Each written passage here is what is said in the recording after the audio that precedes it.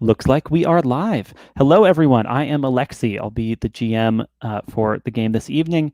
You are watching a game of Plutonian Shore. This is Plutonian Shore Crew of Scoundrels, Session 1 of 2.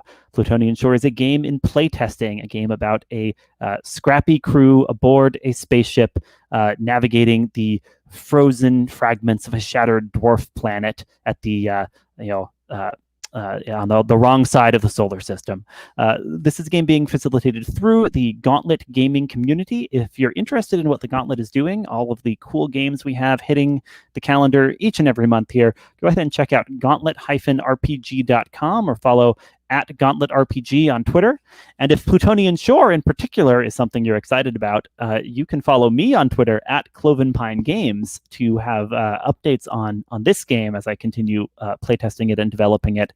I'm also on Itch.io at Cloven Pine Games, where a number of my short games are available for free. So if you're intrigued, go ahead and check out Cloven Pine Games wherever you can find it on the internet.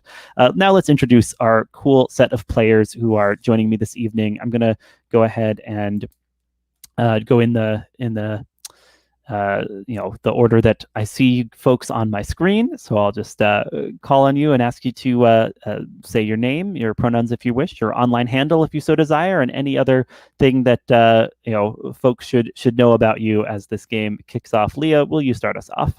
I'm Leah, she, her. I'm on Twitter at Leah Labresco, and there is a baby crawling around the floor. So for any viewers, if you're confused by the faces I'm making them at the baby, not at you.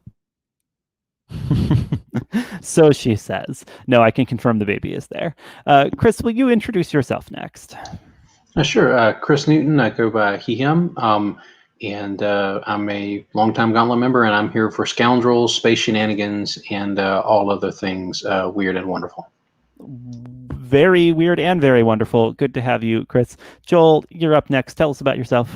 Yeah. Hi. Joel, he, him pronouns. I don't really design any games or do much online. I just kind of mooch off of other people and play games on the Gauntlet, which is a ton of fun. So I'm looking forward to it. Great to have you. Players aren't moochers. Players are essential to the experience of gaming. Jex, will you tell us about yourself? Jex, I use they them pronouns. I'm on Twitter at JexJThomas. I like playing games and do it as much as I can. Wonderful. Well, for the game we're playing this evening, we're going to build up a little crew of space scoundrels here.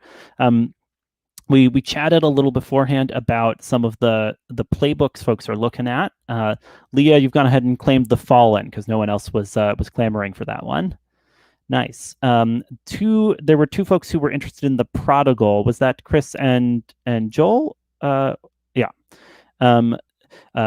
How do you want to? Is the Prodigal your top choice for both of you? Do you want to roll off for it, or are either of you also excited about an alternate here?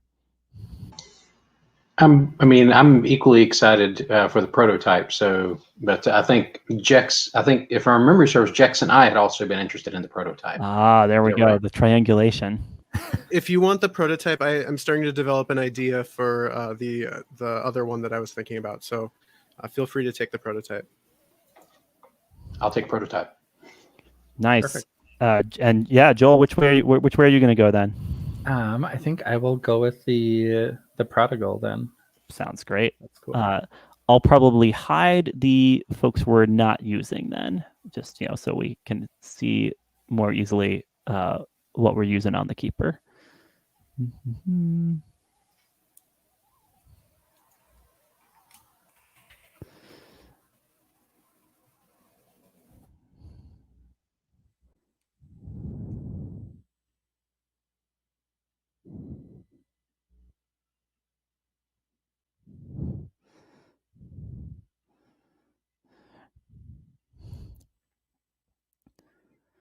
Very nice. We've got the Fallen, the Scarred, the Prodigal, and the Prototype. An exciting start for this crew.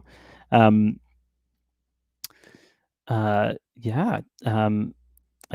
you don't mind, go ahead and put in start putting in names. Your stat array comes preset for your playbook, and you start out with two moves all ready for you. So our customization is kind of going to come in when we begin picking out crew roles. So I'll give you a minute as we do the that big step of character creation of coming up with the name. There are kind of possibilities for names associated with each playbook, and you'll see them if you kind of hover over the name slot for your playbook.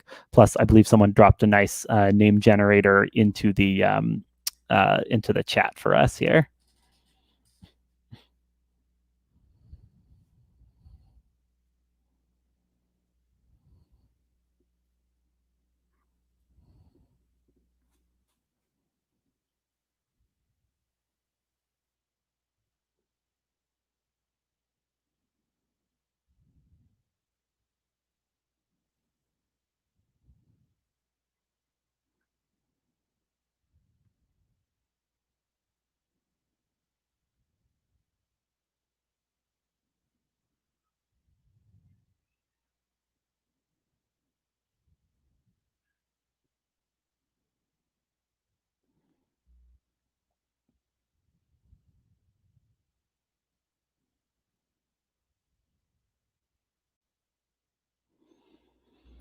Chris, if you're still mulling a name, are you all right if I start at the other end of the character keeper and have folks just do the very beginnings of introing their characters? Absolutely. Sure. All right. So we'll obviously be working more stuff out as we figure out how these people fit together into a crew. But Leah, would you tell us a little about your Fallen as you've started picturing her? All right. So Bela Tarkar is the Fallen, and the Fallen is someone who's part of an order that's well, I'll read just the text here. Once long ago, your order kept hope alive in the solar system. Is there any of that fabled spark left in you, or are you but a broken relic? And I'll be honest, I don't have that strong an idea yet of what that order was or did. I'm planning to use my crew rolls a little bit to flesh it out, and then probably flesh it out a little in play. Which also means you guys can just have any wild rumors you've heard about my order, and I'll either confirm them or go like, no, that's wildly exaggerated. Very nice. Yeah. So are we picturing an old timer who's been around, kind of since before this thing fell, or is this someone who was like a Padawan or the equivalent thereof? Yeah, let's go with someone who would have technically never completed her training before the collapse. Very close though. Basically ABD, but for space mystics. ABD, but for the Space Mystic Order. That's awesome. Cool. Yeah. Well, that's all we need to get started. Jex, will you tell us about your Scarred that you're starting to put together? Yeah. So his name is Ulysses Fielding Middleton, which is a Firefly ass name if I've ever heard one. Yeah. Very good. So for the Scarred, you're a veteran of many battles, routes, and debacles, and you've got the damage to prove it. Will you let anyone get close enough to help you heal? Probably not. And I was kind of thinking about maybe the medic for the crew role, because I like that sort of wounded healer kind of BS. So interesting. Yeah. Nice. Probably a veteran of some sort of galactic civil war rebellion, something like that. Would you characterize the side you were on as the winning, the losing, or a stalemated side of that war? I mean, I think the losers is so much more fun. Yeah, sure. Yeah, I mean, I don't want to completely just ape off of Firefly, but I think that's more fun. So no, and there can be many different types of losing sides, but that makes a lot of sense to me. So red of the losing side of the big galactic war. Awesome. Joel, will you start to tell us a little about your prodigal? Yeah, my prodigal is Orana, she, her pronouns. The kind of synopsis for the prodigal is your family is one of the most prominent in the sector and you're an endless disappointment to them. Will you find something out here that justifies your rebellion? I initially kind of thought like tempestuous teenager, but then I was like, oh wait, what if it's like a old lady, like the black sheep old lady, or like, you know, older aunt of the family, which I thought would be a ton of fun. Oh, that's awesome. Nice. Yeah, like a warmer mother figure on the ship. So you should be like a like an elder statesman in your family, but instead you've gone off. I've gone you're like you're exploring this this rebellious side. Yeah, she's having a bit of a midlife crisis. That's super cool. Oh, that's awesome. I love this direction for Orana. Anything else we should definitely know, or that's kind of good as a concept to start off here? I think that's pretty good. I'm still trying to figure out like what makes my family prominent, and I'm kind of leaning towards they're like a big crime family, just to like add in more potential like drama and muck-ups or politics or something like that. I'm open. Yeah, like are you thinking like a crime family where kind of everyone knows they're a crime family, or a crime family where like they're wealthy and politically influential, and like maybe some people suspect there's some foul play in the background, but you know they never get caught with that? Yeah, like probably like people on the black market know they're a crime family, but common, like the average Joe thinks that they're just pillars of the community. Crime? What crime? Exactly. Love it. All right, Chris, can you tell us a little about your prototype? Okay. He is KCH-22. The pitch for the pitch for the prototype is you're different from the other robots. Are you becoming more human or something beyond human? Yeah. Well, since KCH will maintain that he is not malfunctioning, he is obviously becoming something beyond human. And tell me a little about what we're picturing. Are you like an android that could pass for human? Are you like one? If you put like a really big coat on him and really big boots and maybe some sort of space helmet, he could pass for human in a bad light. But like because he has a basic like bipedal structure, but unless he's actively trying to masquerade, nobody's gonna like look at him and go, "Oh yeah, that's just a guy." No, is he like metallic to look at, or like a weird ceramic skin or something? Like what? I think his chassis is sort of a mix. You've got an internal like skeletal structure that is very flexible alloy. And the external structure is a mix of basically padding and high impact resistant ceramics. Okay, cool. So a little uncanny though, as far there's a face there, but it's not a people face. Like it's not something you're going to look at and go, oh, it's almost like a person. No, you're going to look at it and go, that's kind of like a person. That's the vibe. And perhaps we'll get into this with crew roles, but do you have a sense of what he was built to do? I think initially, like the crew roles I was looking at, like I think it would be hilarious if he was a medic, but that's certainly not what he's best suited for. Because he has, as a prototype, he has an inherent lack of empathy with the so if I'm reading the stats correctly, so like at best he would be a mediocre medic.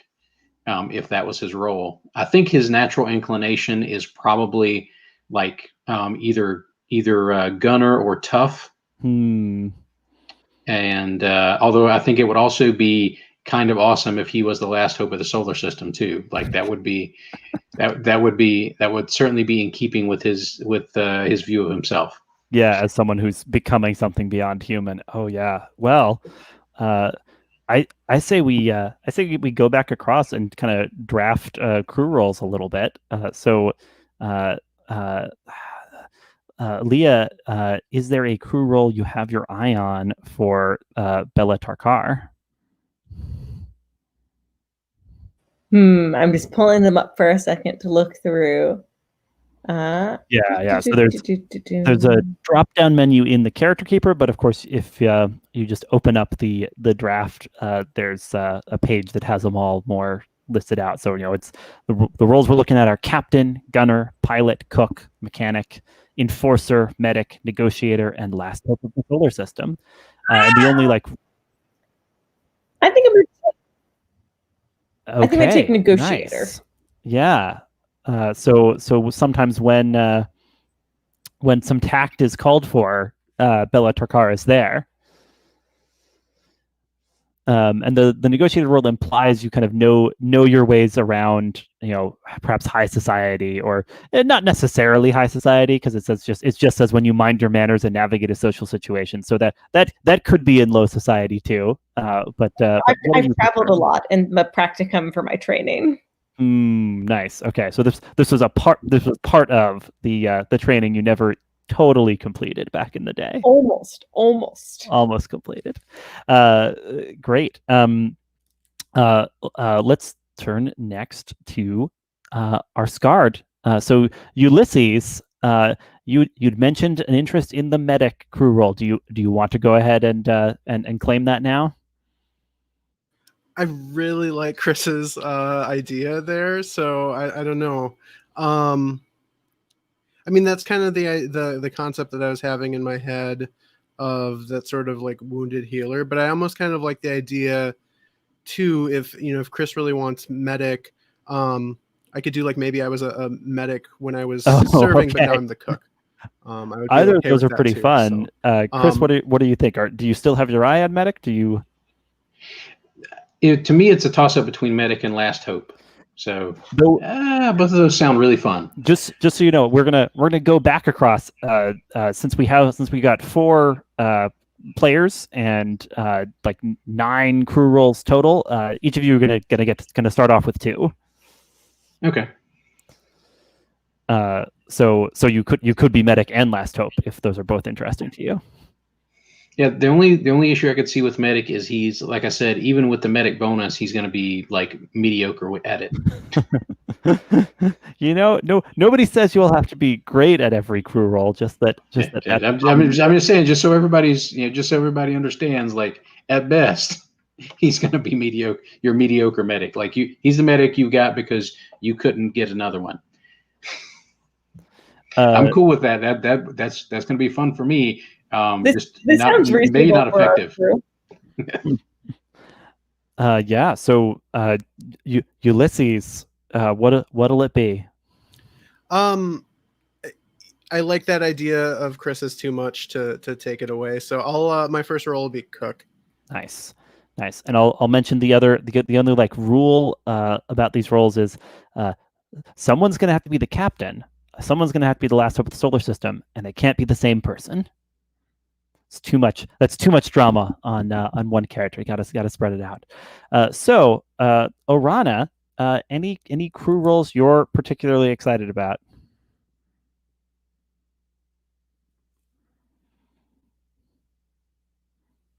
Oh, Joel, if you're talking, you're muted. Unfortunately. Sorry. Thank you. I had originally thought maybe like mechanic or one of the warm ones, but I'm kind of leaning towards enforcer, since like it's less you're fighting and more just like you're telling people to get in line, and like she's probably like very like sweet and warm, except like when she wants to get shit done and then kind of like jumps the ball. So I might go with that go ahead. Feel free to claim enforcer. I'm excited about Orana telling people to get in line when she needs to. All right, Chris, you had some thoughts here. I see you've got oh nice. You've even got an image for the character, and you've gone ahead and taken medic. We're kind of snake drafting, so we'll probably go back across the keeper. So if you want to take a second role, you are clear to do so. Let's see. Does anybody have any designs on that last hope? Is that fitting with anybody else's ideas? I think really. it's you. I think KCH-22 is the last hope of the solar system. And the solar system is in need of some serious help. Yeah. So how do you know you're the last hope of the solar system? Is the question I always want to ask when someone takes that. I think from KCH's perspective, basically he is a prototype of a model that is singular in its design and purpose, and he is part of his initial code is to view himself as a bridge to something better. I don't think he would see it as some sort of mystical calling. What he would see it as, this is a way to a better future, because humans can't be trusted to manage themselves. This is obvious from the entirety of your history, and obviously the only way to save you and save you from yourselves and save the universe from you is for you to be managed properly. Okay.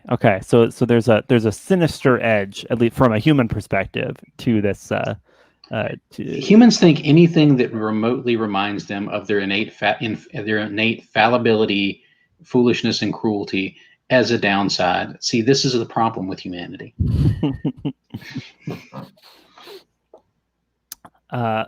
Great bedside manner. Definitely work that in, while you're patching people up as well. Cool. Orana, coming back to you as we kind of do our back and forth. Is there a second crew role you're excited about? Noting that someone does have to be the captain. They do. I don't know if I want that responsibility.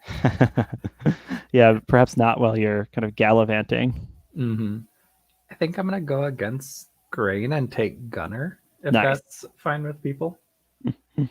Maybe her family dabbled in a arms trade or something. Maybe in the war that the Scarred was in. Who knows? Yeah, like trading arms dealing to one side in particular, or to whoever would pay you. Whoever brought the money, probably. That makes sense. So you've got a little bit of a family connection to armaments that you're able to use to make good use of the ship's guns here. Mm-hmm. Cool. Gunner and Enforcer. Excellent. Ulysses, how about you? Any other role jumping out at you? I don't want to force Bella to have to be captain, but I was looking. I can live with being captain. You can? Okay. All right. So cook and mechanic. This is kind of cool, because this definitely gives me the vibe of you're finding ways to not be on the front lines anymore, with more of a focus on bringing the crew together as the cook, and patching up the ship itself as the mechanic. Nice. Then Bella, are you the captain? Yeah, it's my ship. It's definitely a ship. I'm going to pull out a name at this point, borrowing the name generator. It's definitely a ship of the just picking a random Vukto order. No, Zalto. That's even better. The Zalto order. Yes, I have gone through Duros names, which is a Star Wars race I am not familiar with, to find a thing. This is a Zalto class ship. It's my ship. Thus, I'm the captain. That's how these things work. I see. You bring the ship to the party, you get to be captain. Should we choose actually what ship it is? Since there are a number of kind of statted ships for the game. So there's the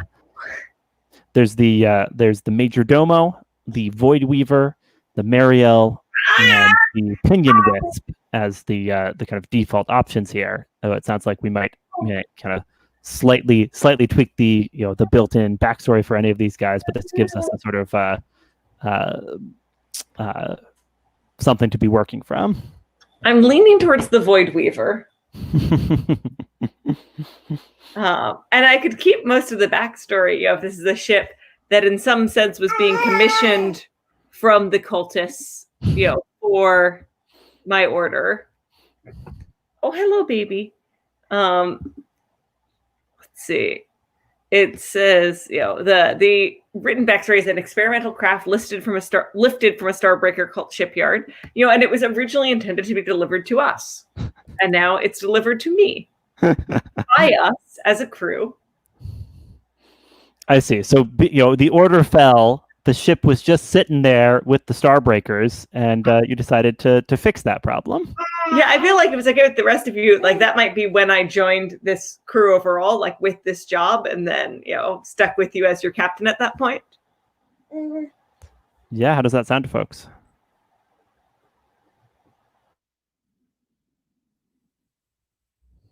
Sorry, if people are doing thumbs up, I can't see because I'm in the character keeper, just kind of hiding the other ships to make clear which ship we're working with here. Was unanimous thumbs up. Great. Love a unanimous thumbs up. All right. We got some characters, we got some crew roles, we got a ship. Let me say one more kind of mechanical thing to be aware of. A new little thing I'm testing here is advancement for these characters. You'll see there's an advancement tab next to the PCs tab, and I will go ahead and hide the folks we're not using in that one too, so that you can claim your relevant kind of columns in advancement. So, and basically, I wanted advancement to be really heavily based on the relationships that are depicted among this crew. So kind of after a scene, if you feel like you have had a important interaction with a crewmate or with the ship, go ahead and and say that you feel that way, and then that crewmate or the ship, played by me, will specify whether they feel like the upshot of that interaction is trust or tension, and you'll take the relevant token or checkbox on your advancement tab. And basically, to advance, you need one of these boxes checked with everyone, right? So you need to have kind of had those scenes, and we'll do a check-in at the end of the session too, if we feel like we missed something along the way, but it should be acknowledged for the sake of advancement. And then the advancements that you can take will depend a little on whether on what the balance of trust and tension is. Like if there's more trust, you might be able to take a new crew role like the Heart of the Crew. If there's more tension, you might be able to take a new crew role like the Wild Card, right? So that's all still to be drafted, but I wanted to make sure we're aware of how advancement's going to work, so that should we start notching things up, we're ready to take stuff in our coming session, because this is the session 1 of 2 for this particular playtest. Cool. Let me start asking some questions here.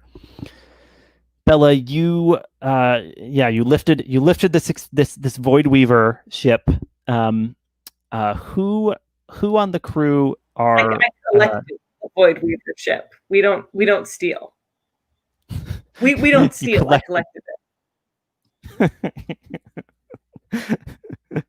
Go ahead and say that. Technically, I never steal as part of what our crew does. Technically, heavy use of technicalities. Which crewmate do you feel skirts the line most on the technically we never steal rule? Technically, I never steal. To be clear, I've made vows, or like would have finished making them. Technically, I made temporary vows and they expired, but there was no one to make permanent vows to, and I consider myself bound. But let's see. Who takes your vows like most seriously, and who takes them least seriously among this crew, do you feel? Okay, I have to feel like the person who takes them most seriously is probably KCH-22. Because prototypes. These vows are sort of like programming. Yeah. Does that make sense to you? Yeah. Basically, he views that as your primary operating parameters, and he presumes that you are following them to the letter as any system would. The fact that you're human means there are going to be inherent flaws in your system, and you can't control that. It's going to happen. You're going to malfunction in the way that all humans do. So he makes allowances for that. Yeah, I feel like we understand each other in a slightly condescended way. And conversely, who do you suspect does not take your vows seriously enough? I definitely think, whether I'm right or not, that Orana is the one who does not take this seriously. And who is much older than I am, right? So like has had the most experience with fully vowed members of the Zalto. Mm-hmm. Yeah, I like that. Like I think she kind of is probably just like, oh dear, you're always saying technically. Like just live a little, just enjoy it. Oh, very good. Ulysses Fielding Middleton. What kind of inspired you to be part of this crew? Like given that the cause you once fought for seems to have been defeated, why is this the place you've landed in, or who's tried to make you feel welcome? Well, I think getting a job as a soldier for the losing side of the war is almost impossible, at least above the board sort of thing. So I probably fell in with this lot because it paid. Mm-hmm. And I had some skills that were useful. I think that maybe at the beginning I was more using some of those soldier skills and have kind of backed away from those over time. What was your other question? Who tried to make you feel welcome? I think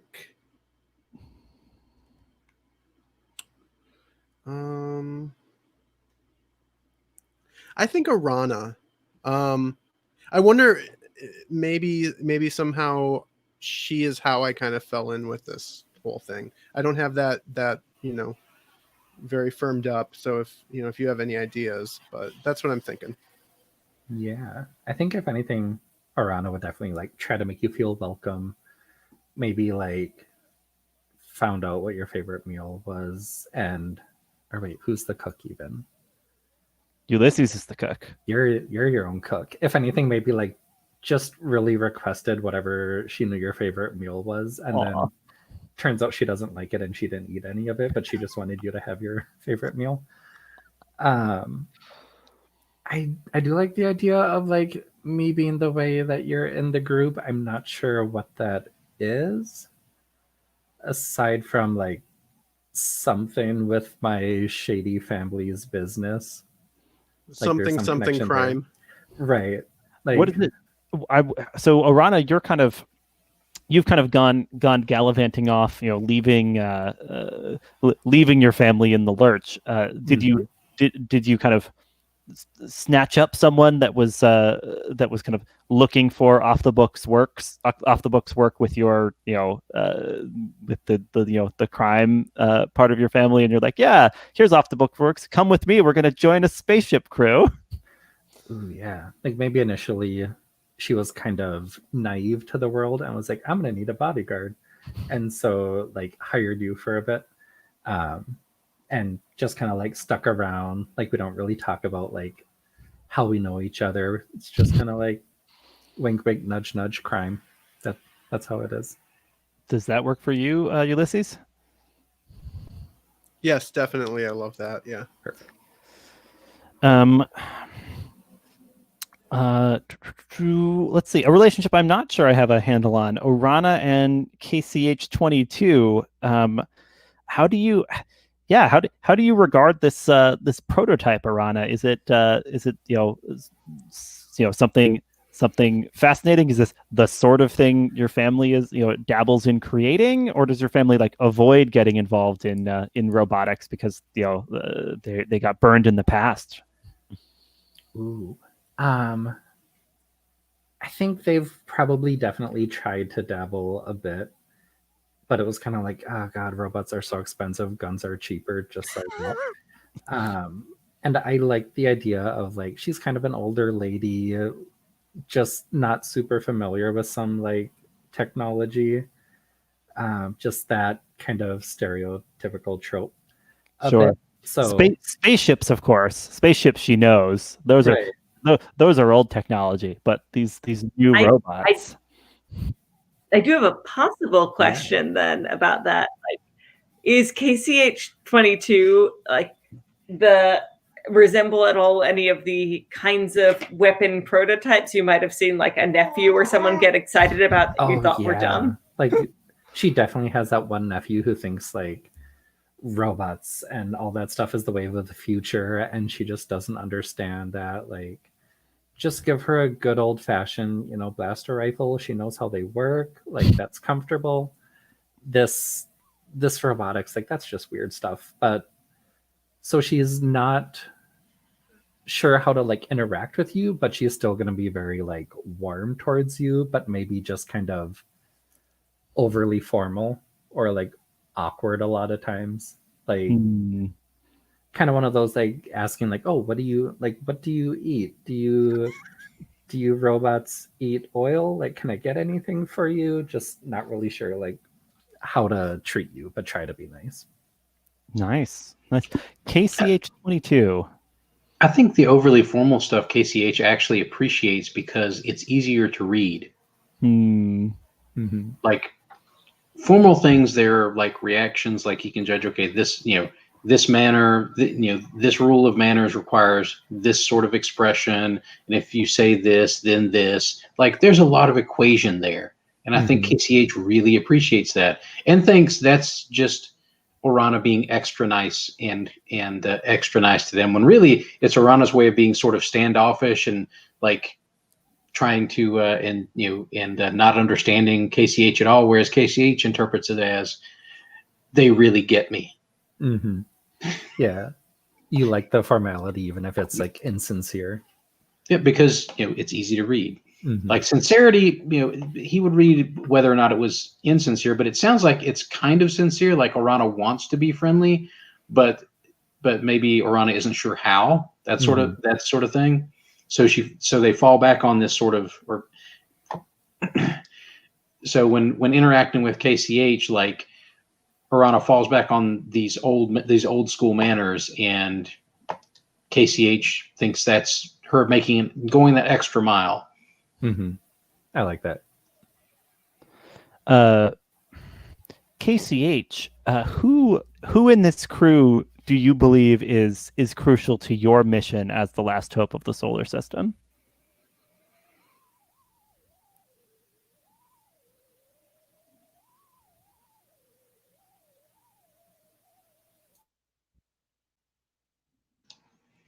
That is tricky.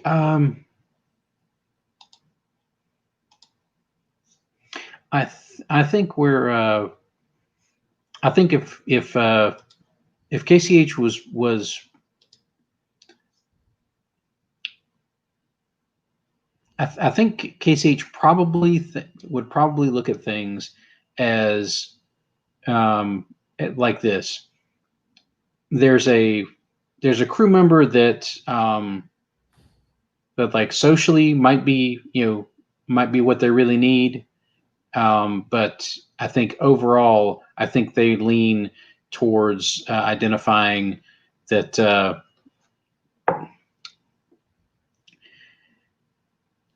that that Ulysses is probably their probably their touchstone.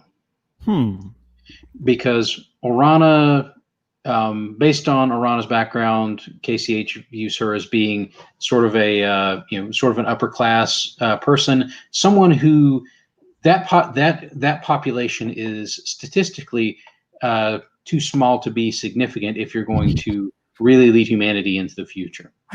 You need a statistically large sampling, and I think that Ulysses is closer to the statistically significant population that KCH would have to make their case to in order to lead humanity forward. The kind of down and out veteran class.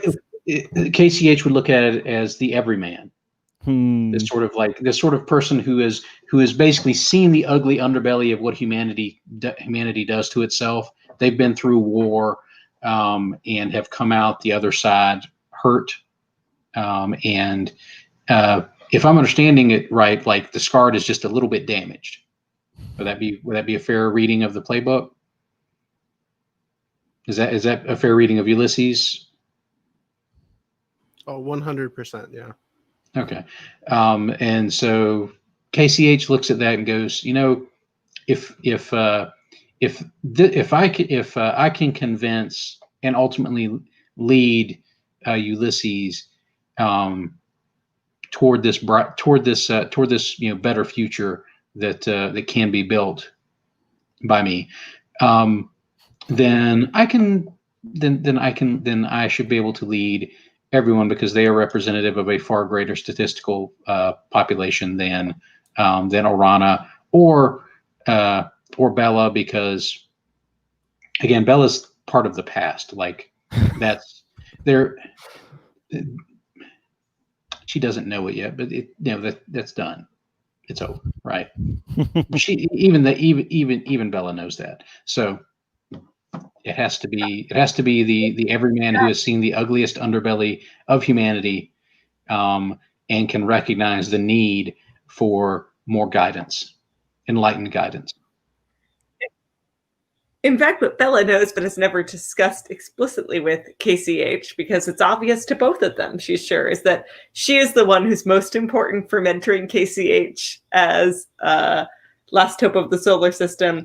It's just she feels she mustn't act directly, and like slowly pass on her training to KCH, but implicitly. And KCH is not even registering that, because it's like they're mumbling some of that philosophical stuff that Bela likes to talk about. Yeah, that's buzz in the background most of the time to KCH, unless it has direct bearing on some particular instance. So even though like maybe Bela has this idea that they're slowly mentoring, like most of that is just being filtered by KCH's system as insignificant data, not valid for current use, outdated, etc. But it all goes in. Like KCH doesn't forget anything, except occasionally short-term memory during the reboot process for their coping mechanism. But very good, very cool. Let me ask just a couple questions to set up a starting situation. Then we might take a brief break before kicking things off into play proper. So your ship, the Void Weaver, is currently hurtling towards Acheron 73, a middle of nowhere planetoid in this the kind of field of fragments of this long destroyed dwarf planet that you tend to hop around as you're running your jobs. Bela, what was the job you've just completed? Immediately before you find yourself plummeting towards Acheron 73. I think we were, if this works, for Ulysses, like transporting another losing soldier who had a price on her head. Does that work for you, Ulysses? Yeah, I mean I think that Ulysses doesn't like any reminders, but like isn't going to be like there's two sides of it, right? Of like, I want to help the people that I still see as my people, but I don't want to ever see my people. So I think I like that because I think there's some drama for Ulysses there. All right, transporting an outlaw, someone who fought on that same losing side as Ulysses. Yeah. What was the uniquely interesting offer, right, or kind of prize put forward to complete this job? Orana, what was so, because money, you've seen plenty of money back in the day. This ship doesn't see that much money, but money's not novel to you. But what was the novel kind of prize or payment for this job that caused you to perk up your ears? I think it was kind of like the information that led to our current job, and kind of the premise, whether it was accurate or completely like made up, was basically just sounded like it was going to be this exciting harrowing adventure that Orana like had only read about before. And so she's like, oh yeah, let's help this person, and then we can do something fun afterwards. Any thoughts on what that kind of job that at least Orana finds particularly exciting might be? Ulysses, what do you think it was that kind of was offered as a lead, in exchange for transporting that outlaw that has Orana all excited? That's a really big question.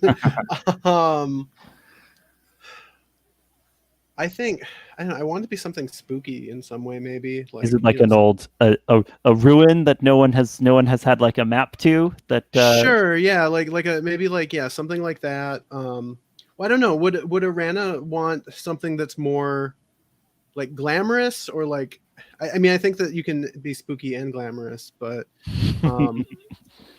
yeah. I kind of like the idea of something spooky. If anything, maybe like a derelict freighter or whatever, that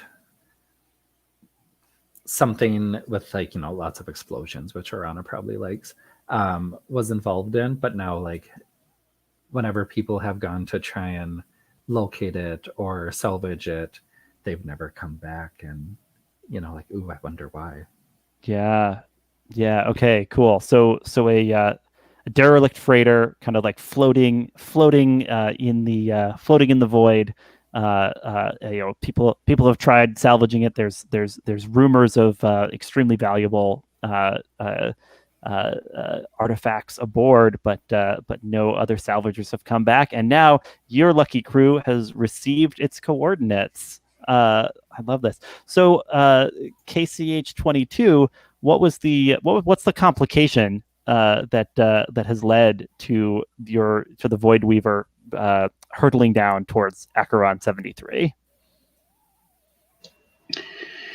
I think the problem is that the way that we got the coordinates to this ship, it wasn't a standard job communique where basically you get the little notice chip and it gives you and only you the coordinates. Like we got these coordinates from a distress beacon, and these coordinates were also picked up by whoever else happened to be within range of that distress beacon. And given where Acheron is, it's people that are even less savory than us. There are a lot of smugglers, which are probably the nicest people that have got these coordinates, and there are a lot of basically the equivalent of ruthless marine salvage crews. Basically, they're showing up to basically tear everything apart and basically take back the most easily transportable, highest value stuff. and basically leaving the rest, leaving whatever's left an absolute mess that's worthless to everybody. So if they get to it first, then there's not, nothing. Even if we weren't really interested in like effectively the scrap metal stuff, there's not going to be enough of it left for enough of whatever it is left unbroken and of sufficient integrity for us to make any use of. So the complication is rival crews are also on it. Does that mean you're hurtling towards Acheron 73 just because you're trying to outrun them, right? Like you're in the middle of a space chase as we pick up, or space race. Space race. Yeah, these ruthless scavenging crews. I'm wondering if their ships are kind of like a little like cobbled together and like have like heavy duty like industrial like arms coming off of them. Like it's a part ship, part like construction vehicle, except they're using them mostly to like pull things off of whatever hulks they're scavenging. Oh yeah, I could definitely see that. I think that you'd have a few of that, and maybe they would have like little, basically deconstructor pods that, like each big scrap ship would have like a couple of little floating pods that they would sort of use with little mini jets to sort of maneuver around and cut off pieces and transport back to the cargo hold. That gives me some good stuff. So you're thinking that the freighter itself has ended up on Acheron 73. Or somewhere in the field of debris that was Acheron 73, basically, if I'm understanding the situation right.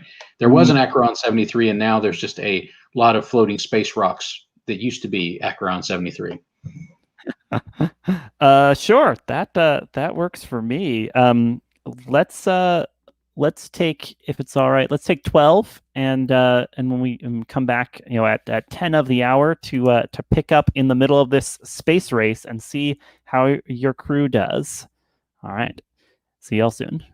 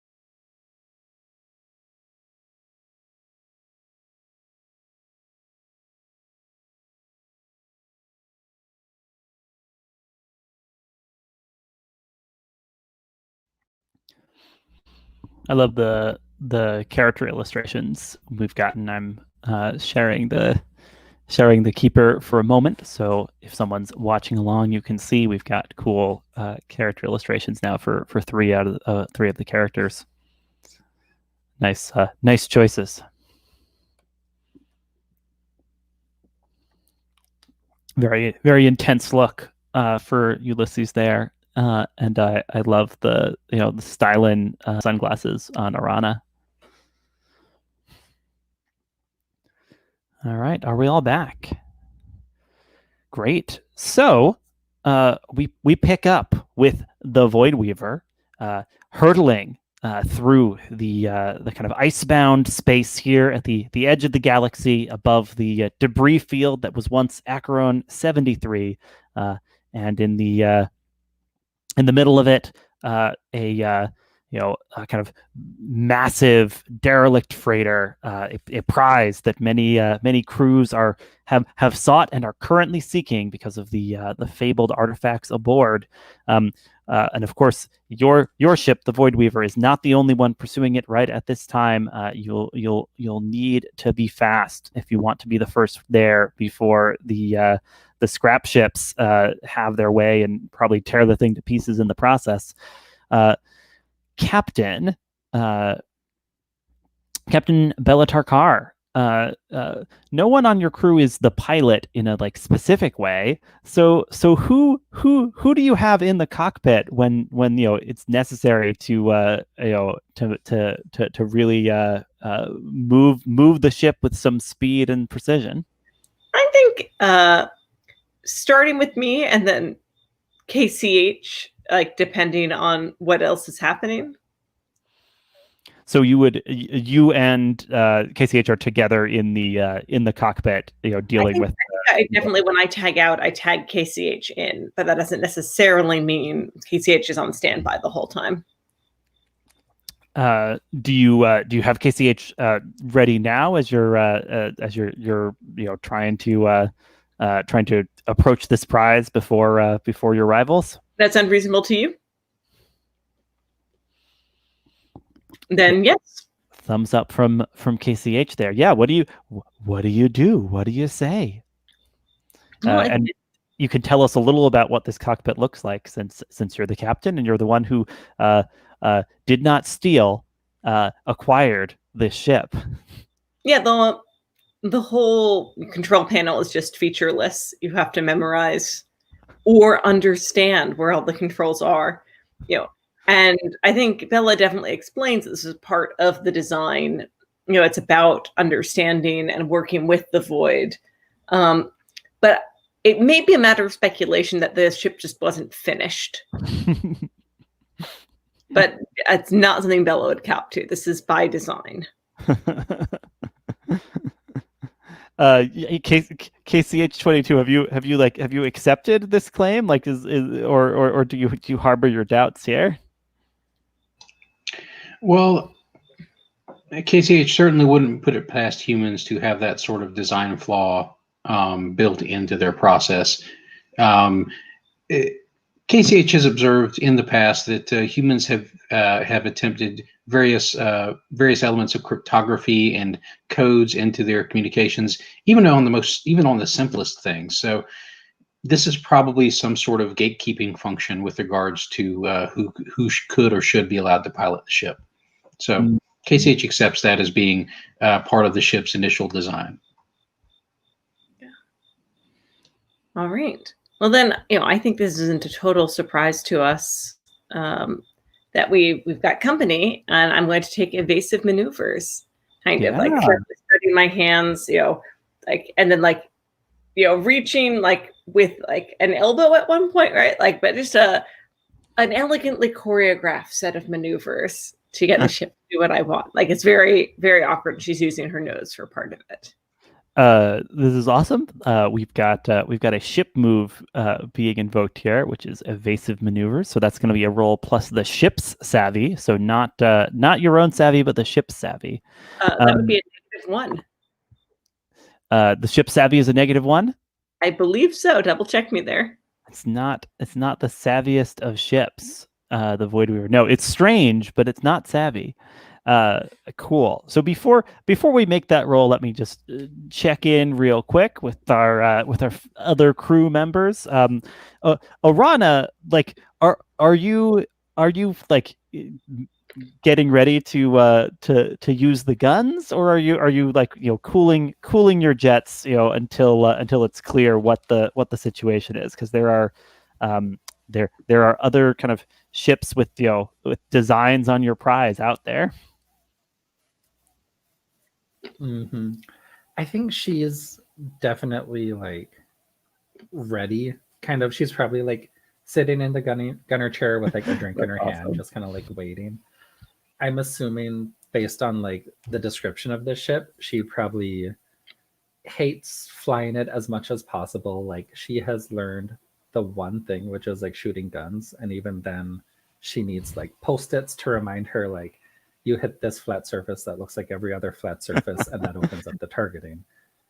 And there's just like post-its. She's probably like sharpied over the flat stuff, even though I'm sure you know, Bela would hate it because it like ruined the pristineness of it. But Orana's just like, I need this. Like, I don't know what you want from me. Nice. Just yeah, everywhere notes put up, and you know, and you know, things kind of just like labels in Orana's handwriting on the, you know, largely kind of like featureless, you know, and void themed ship controls. Totally. Mm-hmm. Ulysses, I had a question for you. What have you just found aboard the ship that you're sure your passenger, right? The outlaw soldier that you managed to transport most recently didn't mean to leave behind? Yeah, I think so one of the scarred moves is about the bunker buster. You hung on to some heavy armaments not meant for civilian use. So I think it's something like that.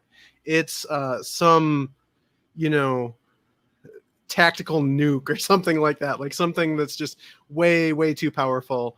And I think that Ulysses knows what it is and is kind of nervous that it might need to be deployed. So she left behind an overly powerful piece of armament that you've discovered. You assume that was an accident rather than she was just trying to get rid of something too hot to hold on to. Yeah, it could go either way. Flip a coin. Ulysses isn't sure. Okay. All right. How has it been customized? Like, how has she, like, you know, added her stamp to this with like a decal or a, you know, other like bit of customization? Oh yeah, like really cool, like flame decals or something. Maybe Kelvin peeing on something. I don't know.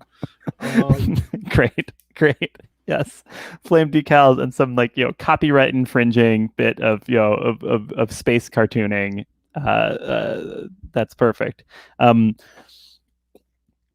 right, we've got a sense of some of what's going on aboard the ship.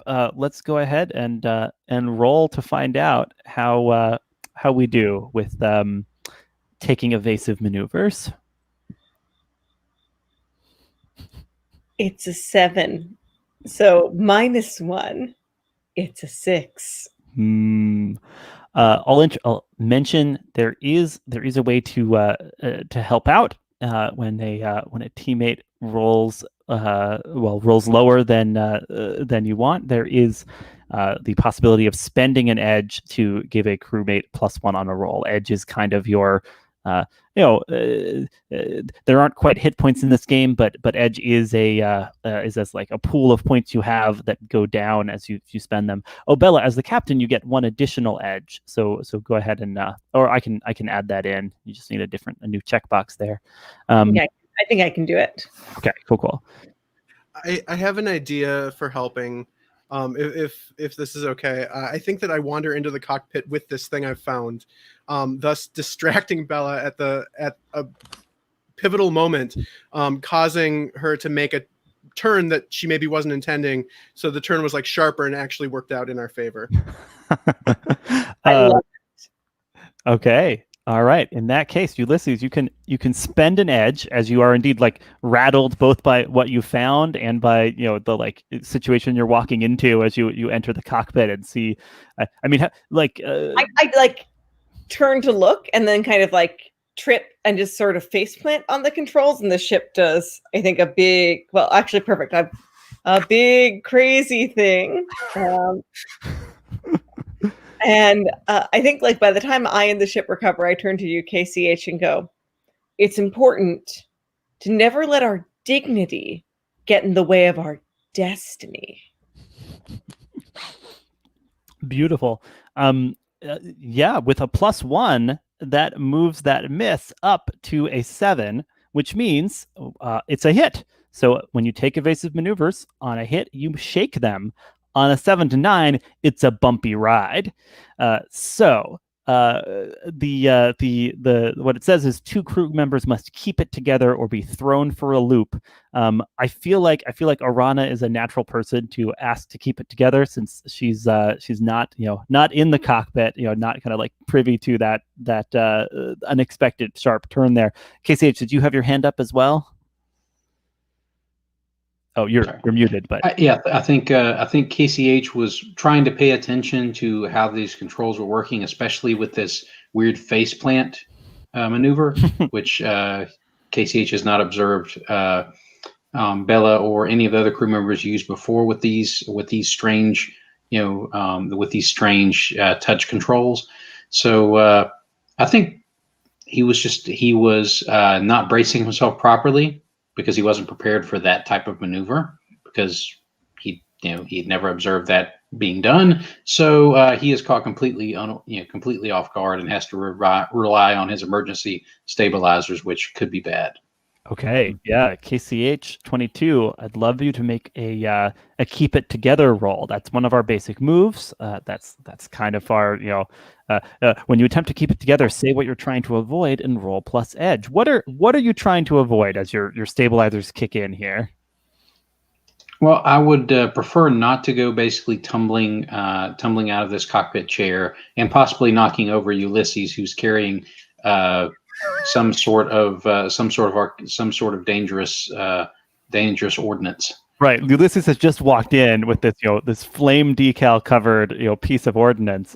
You'd rather not cause that to have any problems. A wonderful hat on the part of our little cameo in the corner there. Yeah, KCH-22, will you make a roll plus edge for me? Your edge starts at 3, so you've got you've got 3 here. It's not terrible odds.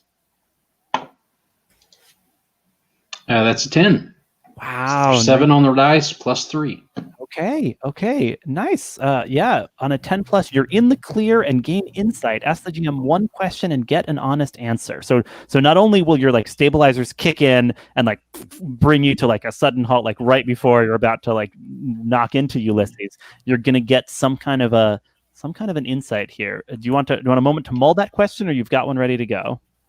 Give me a moment to mull that one. Absolutely. Let's check in with Orana. Orana, Yeah. the ship lurches, through space. There's a real moment where perhaps that wine you're sipping, almost even spills, and we'll see if you're able to keep it together. So, what are you trying to avoid?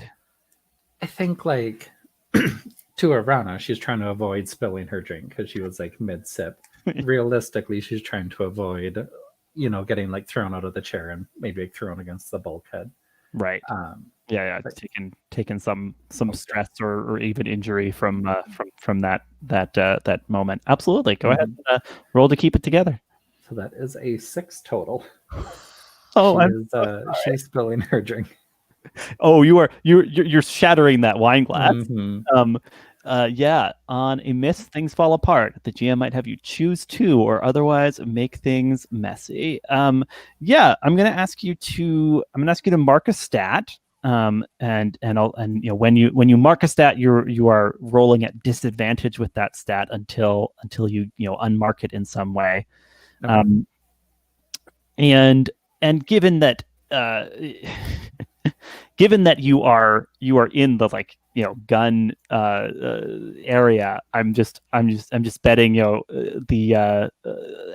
like the like as you reach to like catch the wine glass before it's tragically shatters, your like elbow grazes something, and you like quickly check what sticky note you've put there, and it's for some kind of like machine gun type blaster, and you like quickly try to turn it off, but not before it's accidentally strafing the side of your own ship, because it wasn't primed and set to go here.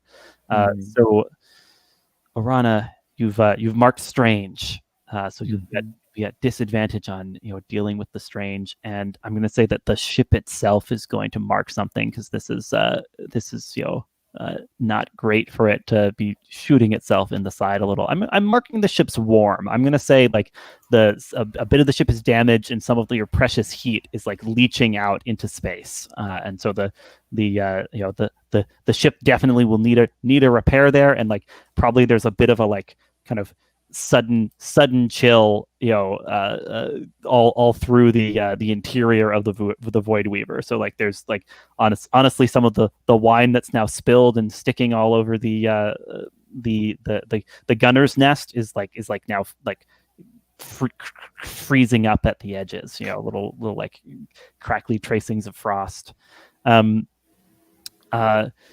However, this all of this was spinning off of a successful evasive maneuver. You are in fact leaving the scrap ships in the space dust, and you will definitely be the first to reach this derelict freighter in the debris that was Acheron 73. KCH-22, do you have a question for the insight you've gained from successfully keeping it together?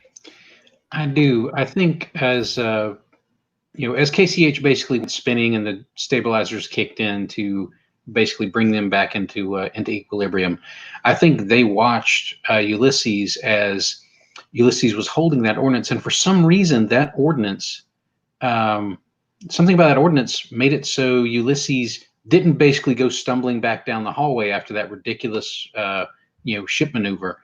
When KCH was sitting down, Ulysses was standing up. Ulysses, by right, should have been tumbling back down the hall. There's something weird about that ordnance. What is it? The armament here is not just a big heavy piece of equipment. It's been touched by the void in some way, and that kind of that touch of the void inside of it is like specifically like holding Ulysses up, like it doesn't want him to go flying here. Actually, this is a good question. So the void is sort of implied in a number of these moves to be this sort of this cosmic force or entity in the world of Plutonian shore. To a robot like yourself, KCH-22, how does the void manifest? Like how do you like get the sense of the void's presence? I think for KCH, like he has a pretty good connection to the void. Like his strange is too. So I think for him it shows up as a confluence of various energy fields. Like you have gravitational fields, you have electromagnetic fields, you have nuclear forces at play, pretty much all over the place. But for KCH and any other robot that has a sufficient sensory array to detect it, I think the void always shows up as this sort of weird connection between these forces that shouldn't exist. It's like it sort of fills in the spaces between them, like sort of dark energy does. It's sort of that sort of mushy, like we don't know what this is, so it's this. We just call it this kind of thing. But the void is what fills in that gap, and so you detect the void by detecting that sort of heavy gap in the midst of an energy field. Like these other fields around this particular zone are reacting as though there is something there that I can't otherwise detect. May I, at this point, with the void weapon in our ship, and my baby awake again upstairs, roll to touch the void and have my eyes roll up in my head and resolve part of how that works when I come back. So you want to roll touch the void and then kind of take a moment as your character enters trance. And then just like, yeah, go for it, and we'll Yeah. find out whether it's a more beneficial trance or a less beneficial trance. all right. So I think, we're looking at rolling touch the void. I'm rolling plus strange. Yeah. And saying what I want from the void. And I think I want the void to like give us an important warning about what we're here to salvage. Because you figure there has to be some warning given what's happened to everyone else who's tried to salvage. Yeah. So I've rolled an 8, and Alexi, I'm going to just head on upstairs, roll my eyes up back in my head, and if there's anything like I say to the crew while I'm out, that's cool. Okay. All right. Very good. So for the moment, Bella, like picking up from KCH's reaction that there's a sort of void presence aboard the ship. Like eyes roll back. Goes into this trance. And kind of says in a voice that sounds different from her usual voice to the rest of you. Says,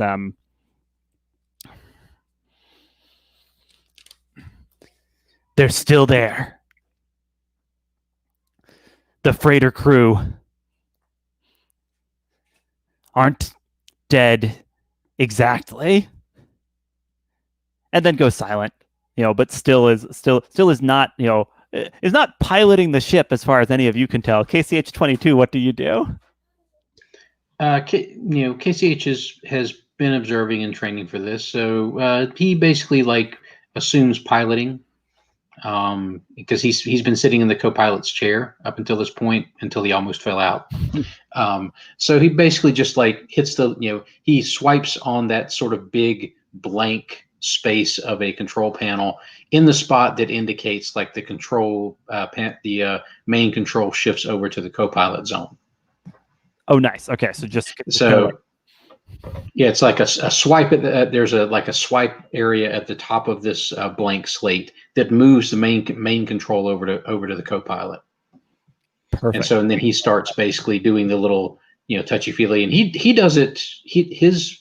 His fingers all stretch out at all these odd angles to let him basically touch multiple spots, and so he pilots a little bit differently. Like he doesn't do this sort of like swiping and smudging and stuff that Bela tends to do. For him, it looks way more precise. Does he have like 5 digits, or does he have like more digits than a human does, or is it that like he has 5 digits, but they extend, like they do weird stuff at weird angles. Yes, it's 5 digits because his basic structure is humanoid. Yeah. So like I said, with the heavy cloak and stuff and his face obscured, he could pass for a person in a bad light. I'm picturing the like split between fingers just like can go much deeper than on a human hand, creating these like bigger like reaches, like if you were like able to like play piano but like hit like way more notes than a human would because of the stretching out there. Right, and it looks it's not more precise necessarily because this control panel is an absolute like fudgy mess. But it looks more precise. It looks like he's playing a very particular musical instrument when he's doing it, as opposed to sort of the swiping and the swiping and pressing that any of the humans would do. But it's not more precise, and it's not necessarily better. It's just that's the way he's able to interact with it. All right, I have a sense we'll have a role from you piloting in coming up, but I want to check in. Orana, you've had a rough time. Not the smooth ride you would have hoped for. What do you do? Are you kind of tracking down the rest of the crew at this point, or what? Yeah, I think if anything, like, because is it kind of that like the gunnery area is separate from the cockpit. Yeah. I was sort of I'm assuming. picturing that maybe it's in a slightly different part of the ship, but not too far away. Yeah, so I think as Bella kind of says what she said, like Orana's walking in, realizing that like she doesn't need to shoot stuff yet, dabbing off some of the like red wine from her white shirt, and kind of hears that and it's just like, not exactly dead. Like, darling, what do you mean by that? And it's just like kind of slapping the side of Bella's face, trying to wake her up. Like, what do you mean not exactly dead? She's not responding to you immediately. Ulysses, Orana has walked right in here and is now like slapping the entranced captain. What do you do?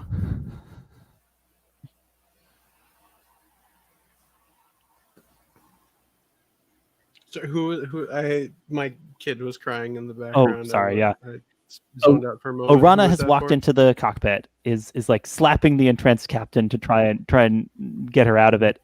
It is not working, but Ulysses, you have basically been kind of standing solidly here amidst the like rocking of the ship, Mhm. possibly like solidly enough you're slightly confused yourself. What do you do given the situation unfolding? KCH-22 has taken over piloting. Orana has arrived and is trying to get through to Bella. Well, first of all, I think that he assumes that that staying upright throughout all of this is that he feels, and he hates this about himself, but feels more confident when he's like has like implements of war and is playing the soldier role. So I think he just attributes it to like that confidence and then kind of like hates himself for it a little bit. And I think he, to Orana, is just kind of like stop. That's not gonna work. But I've heard something like that before during the war about people that die but not really, and it might not be a bad idea for us to just forget this whole thing and just head on out of here, I think. Incidentally, the item you brought for the captain's perusal seems to have some sort of void field inherent in its design. Perhaps you should replace it in its original housing before we encounter any other unfortunate events in our journey. Oh, okay. Yeah, that's probably not a bad idea. And now he starts to look kind of like a little like woozy, and like maybe the hit that we took earlier is kind of hitting him now. It's kind of catching up to him. Mm-hmm. Orana, your ministrations have not had an obvious effect on the captain, but Ulysses is feeling like is like apparently ready to bail on this this prize that you think is is a fascinating job. What do you do? I think she'll kind of say like, well, I mean, if you've heard about it before, then you guys have dealt with it, right? Like, it can't be that big of an issue. I saw a lot of really, really bad shit in the war, and this was the worst. There's a lot of things that you can't unsee, and this is one that I really, really, really wish I could unsee. I'm not going to physically stop anybody if this is what we want to do, but I think we might be in over our heads a little bit here. Let me check. Is it possible, Ulysses, that you're triggering battle scars here? Ooh, not intentionally, but I like that. When you bond with someone by sharing how you got a scar, roll plus warm on a hit, you understand each other better. Yeah, I like that. Since we've got kind of you've said of the things you saw in the war, this might have been one of the worst. So I wonder if it's marked you in some way that we can see here. Yeah, I think so. And then that could help with your Orana's marked strange too, right? If I roll well. Yeah. All right. And what am I'm rolling plus warm, right? Yeah, that one's a plus warm. Give me if you don't mind, give me just a sense of what the scar is though, because we kind of want something physical. Yeah. Okay, so like an actual like physical scar, not a psychological scar. It can be both, I guess. Yeah. I think that yeah, Ulysses like kind of like turns and like motions at his neck, and there's like it almost looks, and I guess maybe he usually kind of keeps it covered up or wears a scarf or something. But it almost looks like kind of like necrotized, right? Like this like sort of like dead flesh. Oh, that's great. Yeah, like just a brush with whatever this was has left that mark. Yeah. Yeah, go ahead and roll plus warm for that. Oh, jeez.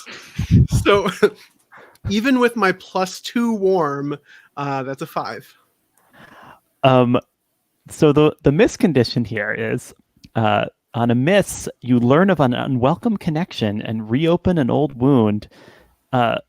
Orana, when you see this, what kind of exploit of your family's immediately comes to mind? Oh no. Yeah, Orana's definitely seen that like necrotized flesh before and just kind of gets like this, like the color sinks from her face. I think kind of one of the weapons experiments that like no one talks about except the oldest members of the family. So it's kind of just like her older brother, maybe like one of her parents or something. Was they were trying to essentially capture these near-death individuals and then use them as like drop bombs and just like drop them on places and just let them kind of run amok. Oh wow! And it was too horrific, and they did like one experiment and then basically said never again. But there's like a there's like a reaction, like you have a reaction that like tells Ulysses you've seen this before, and I mean, or do you say something even? I think it's one of those like, she goes pale and stuff and then just kind of whispers without realizing it, like, not that again.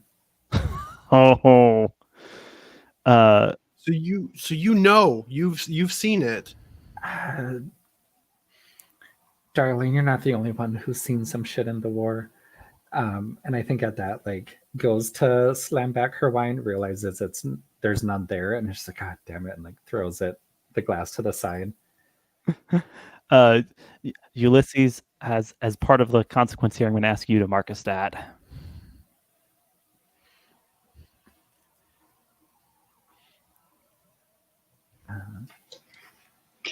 I observed that both of you seem to be losing upper body and facial pigmentation at an alarming rate. Perhaps you should both find a place to sit down and strap in as we approach. Ulysses, I would certainly recommend replacing the device in its housing so that whatever void field it is generating stops affecting you and or the captain. Yeah, Ulysses marches off and returns it to the crate that he found it in. Absolutely, yeah. KCH-22, as this is happening, your the ship is is zeroing in on the derelict freighter, and like you find that the like ship controls are kind of like jamming up, like it's you're right on course, but it's like the ship itself or something affecting the ship won't let you turn from the course or go anywhere else save deeper and deeper towards this freighter. What do you do? Well, are we approaching a space oddity, perhaps? It does sound like we're approaching a space oddity, yeah. I guess I would try to roll the approach a space oddity with the ship's strange. So you're not going to try to pull away or anything. You're really... Oh no, we're dealing with a void field. That's already been intimated, I think, by what Ulysses has said about what he thinks is on the ship, as well as we have a void artifact on our ship, of some unknown provenance. So usually fighting void fields doesn't work. You have to basically counterbalance them, and I don't see a way for us to counterbalance it right now without placing the rest with the human crew in danger. So I think KCH is instead going to try and manage the approach as best he can. Nice. All right, managing the approach up towards the void field. Let's approach a space oddity with the ship Strange. I think the ship has one Strange, correct? That's correct. Yeah, it's a +1. Okay. So I'll roll here. That's a 5 on the dice, +1 from the ship Strange is a 6. Here's my question. Does anyone want to spend an edge on that? I'll remind us of how this move works. When you approach a space oddity, roll plus the ship Strange. On a hit, ask any one question about the phenomenon and get an honest answer. On a 7 to 9, it reaches out to someone aboard, and that crewmate must keep it together or be briefly under its sway. On a miss, things get much stranger fast and not in a good way. So those are kind of, so we're kind of between the miss result and the 7 to 9 result, and we've rolled a total of 6. Is anyone excited to spend an edge and push that up? I think it would make sense, since Orana's still kind of on the bridge, to spend an edge to help. Yeah. How are you able to assist as KCH-22 is trying to manage the approach to this strange freighter? I think it's kind of similar to Ulysses, where it's a completely unintentional thing, where Orana goes up to KCH-22 and puts a hand on his shoulder, and maybe that's enough to push him off kilter a little bit, and he nudges the wrong button. But she says something as they're approaching, Mr. 22, I don't think it's a good idea to approach this thing based on what we've seen. We need to get out of here now, not realizing that there's nothing they can do to get out of there. And I think basically KCH sort of that shifts his arm just enough to where one of his extended digits happens to intersect with that one part of the panel that basically activates this one set of counter thrusters. That sort of slow our approach and give us just enough orbital spin to where we're not basically running right into the thing. We're sort of entering a soft orbit around it. Mm-hmm. So, and I think KCH looks at your hand on his shoulder, registers that is a common human sign of camaraderie, and recognizes that, and sort of readjusts his shoulder so that it's not depressed, and starts to manage the controls again.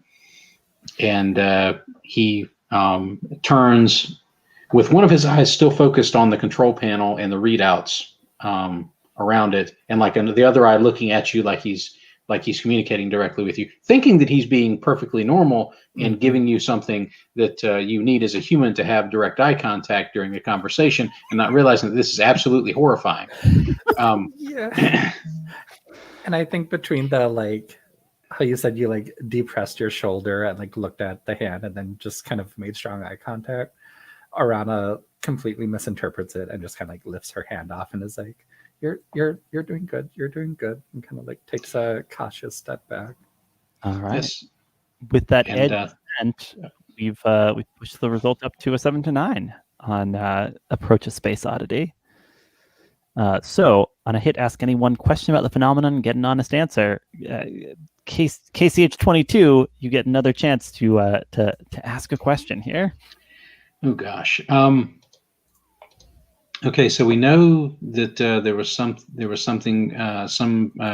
artifact void related on the ship, and we know that it has that whatever has happened on this ship has at least partially preserved or kept alive the crew in some way, shape, or form. They may not be alive, but they are there and not basically just floating dust husks. Mhm. So I think I'd like to know what the nature of the device that's supposedly on board this thing that could be generating the void field.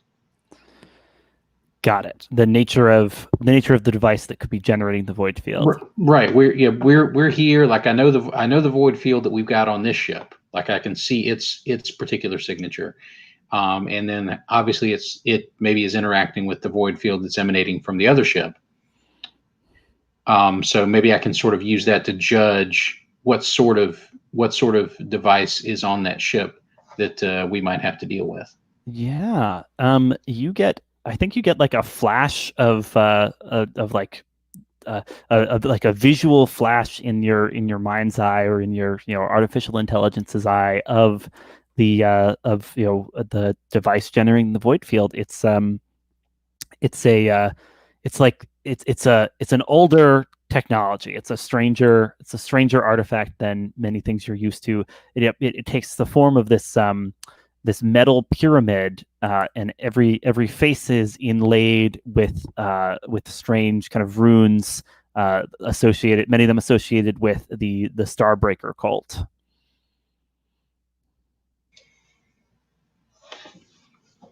Okay, and I think KCH basically adjusts, like not physically, like you don't like see him raise a hand or anything, but like you can hear this sort of computer shift, like maybe there's a beep or a whir, and his eye that was looking over at you creepily, Orana, is now projecting out an image of this artifact that he's just conceptualized. Oh, nice.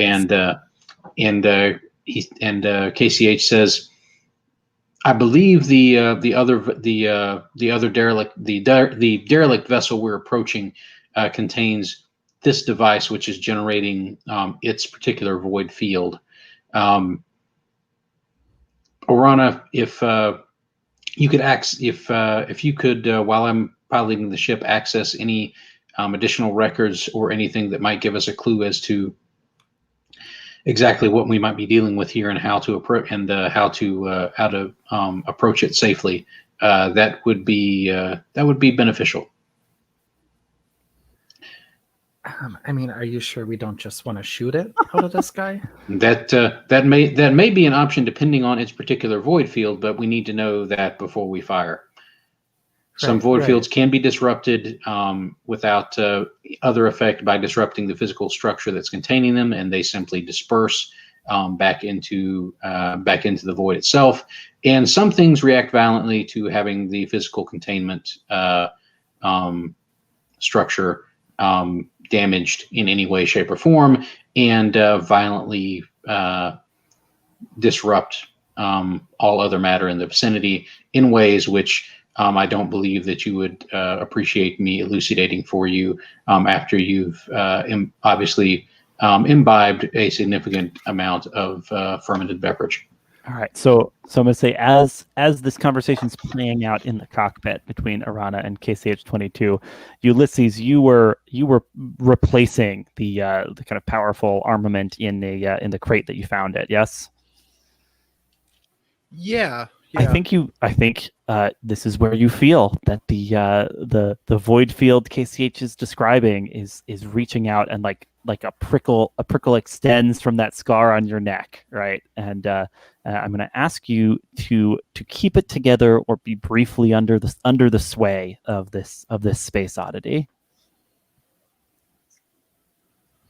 Okay. I kind of want to. Well, okay. Are you offering me a choice here? Oh yeah, I mean, say I'm not going to keep it together. Okay, I didn't know if that's like the miss state, but I want to know what the text of the move is it reaches out to someone aboard, and that crewmate must keep it together or be briefly under its sway. And if you say I don't want to roll keep it together, then indeed you are going to be briefly under its sway.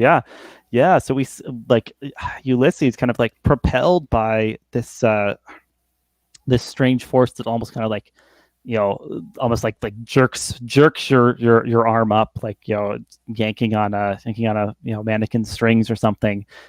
You find yourself taking taking one of the communication boxes nearby in the ship, and like punching in a code you don't recognize, but then it like buzzes for a minute, and someone on the other end says, report, and you open your mouth, and this like sound comes out, this like kind of slightly strangled sound that you don't think like you could just make on your own. And the voice on the other end of the communication box says, report received, Starbreaker retrieval unit incoming. And then it crackles off, like it's being hung up. And at that, I say let's take another little break, maybe 13 minutes, and come back at 10 of the hour for a last stretch and a cliffhanger of this session. All right, see y'all soon.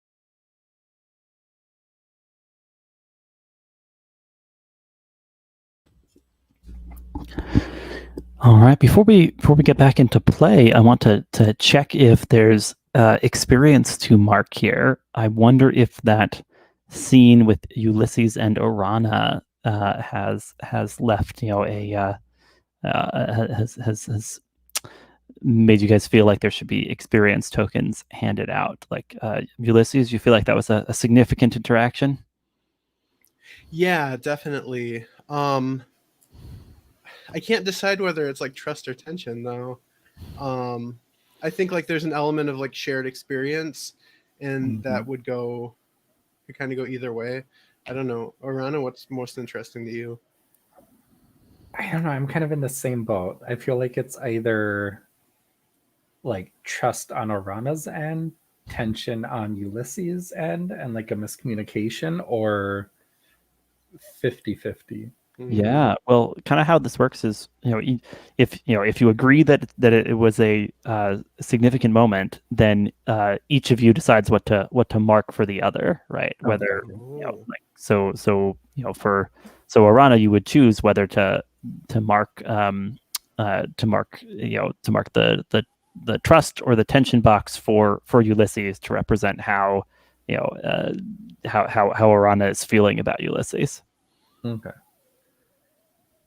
I'm leaning towards the trust box for Orana. Okay. So that. Oh, sorry. Oh yeah. Go. Yeah. So Ulysses. What would you choose there? I'll go tension then. All right. So that's let's see. So it's basically kind of I'm picturing that at a table you have like tension and trust tokens or cards you hand out to folks. So in this case with the character keeper, you're checking the box on the other person's section. So I think that ends up with. Now I don't remember which one of you said tension, which one of you said trust, but I remember it was kind of going again, pulling in opposite direction slightly. Mm-hmm. Yeah, I said tension. Trust. Yeah. Cool. Okay, so Orana, you would have tension marked next to Ulysses, and Ulysses you'd have trust marked next to Orana. Orana and KCH-22. Do you feel like your interaction in the cockpit was significant enough to hand these out, or wait till later and see if it develops into more? Kind of leaning towards like for the playtest aspect, saying it was significant. Yeah, I think in like a longer campaign it might not have been. Sure. Yeah. So how are? Yeah, it might be like definitely a weighted. It could be a weighted out moment later on. I think you're right. But since we're pushing things to see how all this will shake out. Yeah, KCH-22. Are you feeling tension or trust towards Orana after your back and forth? I think that interaction, because again, I think KCH, because Orana is usually so formal with him, generally took that as a took that interaction as a like standard, as a standard humanoid, encouragement ritual, and appreciated it on that basis, even though it was kind of a surprise because KCH wasn't, didn't anticipate such a thing, because KCH didn't feel that they were in any state that needed encouragement, but KCH appreciated the gesture, and now is in the process of analyzing what body language they presented that led Orana to think that they needed encouragement. So you're going to check trust to your name under Orana's section. On Orana's section, okay. So that's that. So I'm checking the box on Orana's. And Orana will check either trust or tension for you, depending on how she's feeling. Okay. I think it's kind of one of those. It's a trust. Like she still doesn't fully understand how like KCH-22 works or these robot things work, but like she didn't really do anything. She just put her hand on his shoulder and like he took care of it all. So she's like, KCH-22 is weird and does the whole like looks in different directions thing, but at the end of the day, you know, she trusts him to kind of like fly the ship well. Yeah, absolutely. Speaking of the ship, I'm going to have the ship mark tension with you, Orana, because you did sort of strafe the side of the ship, you know, from the gunner's gunner's perch. That's fair. That's fair. All right. Yeah. So we're coming in towards this derelict freighter. Ulysses, what kind of, you know, telltale signs of, you know, this you know, terrible kind of necrotizing agent do you spot even from the outside of the freighter? I think as we approach, and I'm assuming that there's some sort of space ports sure. or whatever, probably given the cool name of the ship, that like from the outside it just looks like Vanta Black or something, but you know, you can see out from the inside. And I think there's just sort of like a sort of like an ethereal glow that's kind of more and more apparent the closer we get to, because that ship doesn't have the cool Vanta Black spaceports. Like we can actually see into it both because it has regular spaceports and because it's been blown apart or whatever. And yeah, there's just sort of a ethereal glow, like kind of like wisps, almost like kind of fingers. Ooh, oh, that's fascinating. Yeah, little wisps coming up off of the, you know, this otherwise like fairly like big, you know, bulky industrial freighter, but you know, from some of the places where it's been, you know, kind of blown open, these wisps are rising. Sure, yeah. And KCH, you're able to bring the ship round to wherever, you know, you're aiming to be. Hello, Leah. Hello, just weave me back in whenever it makes sense. Do you want to roll Keep It Together to see a little how you're dealing with your kind of trance? Man, I feel like I've been rolling Keep It Together for the last hour, but yes. Oh. It's 10 on the dice, and you're adding edge to it, right? So it's a 14. Amazing. So somehow, in fact, Bela is really like gonna be coming out ahead here as she comes to, right? What do I say when I come to? Just have a tiny bit of context. Sure. Yeah. As you come to, you'll see that the that KCH-22, you know, leapt in to pilot the ship and has brought it up close to the, you know, the broken hulk of this freighter. We've just heard about these like strange like spectral wisps rising from, you know, the places where the freighter has been damaged, which Ulysses recognizes as telltale signs of this terrible necrotizing agent that he encountered during the war and bears a scar from along his neck.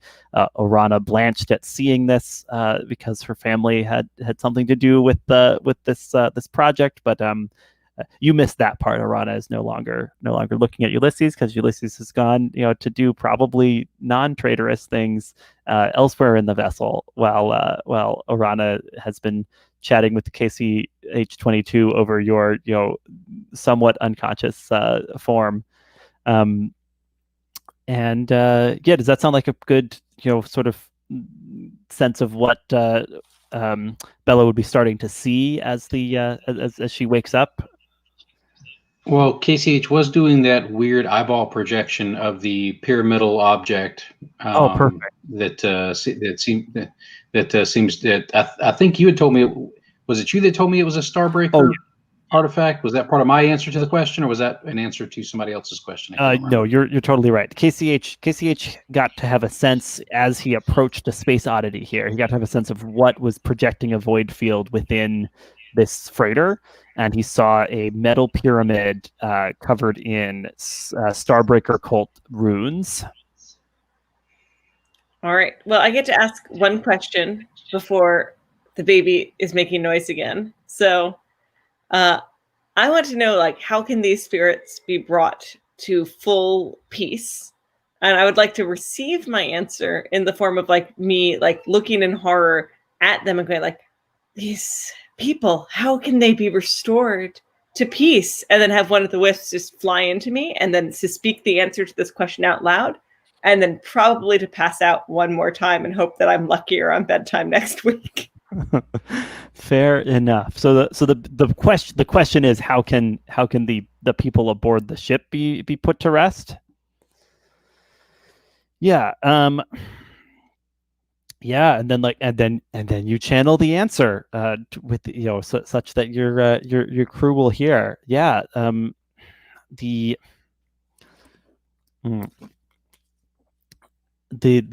voice coming from Bela says,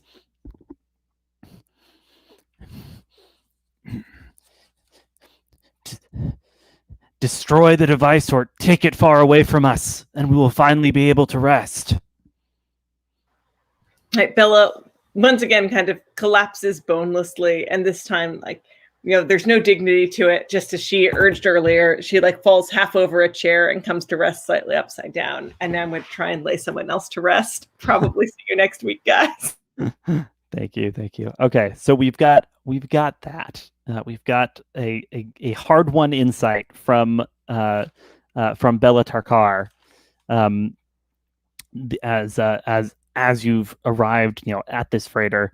KCH-22, you are the pilot. Where are you bringing the ship to rest? Are you like trying to dock with the freighter, or just we can say there's little bits of planetoid floating around nearby, if you prefer, landing on that and then making a little a little jump over or whatever, right? Like it's up to you. The ship's in your hands.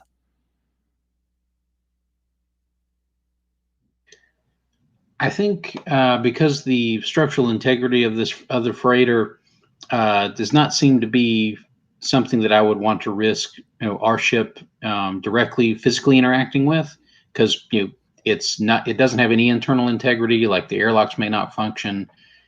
So KCH's strategy is to basically land on one of the other space rocks nearby, and then do like a quick shuttle or spacesuit excursion over to the derelict if we need to. Absolutely, that totally makes sense. Yeah. But the other question is, do we want to touch that, or since our captain has given us this opinion of destroying the artifact or taking it away, we have to answer the question of, do we want to destroy it or take it away? That's a good question. So are you raising that to the crew? We can definitely say definitely gather. I think